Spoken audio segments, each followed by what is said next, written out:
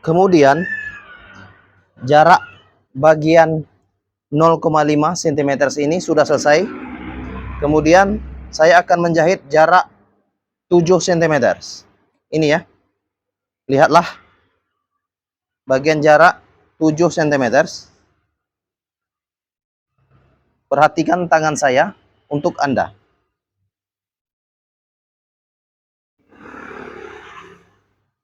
Kira-kira seperti ini.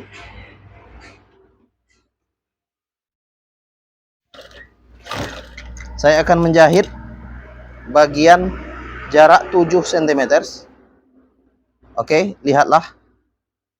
Jarak ini adalah 7 cm atau kira-kira seukuran jari kita. Seperti ini. Oke, lihatlah.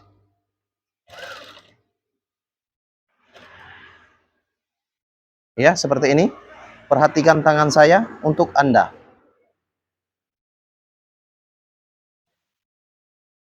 Dan harapan saya Anda bisa mempelajari tutorial gorden ini.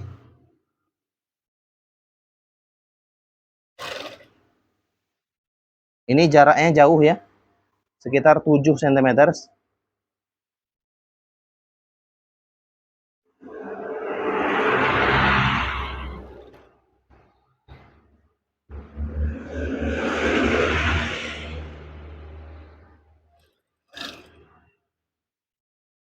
Jahit saja hingga selesai.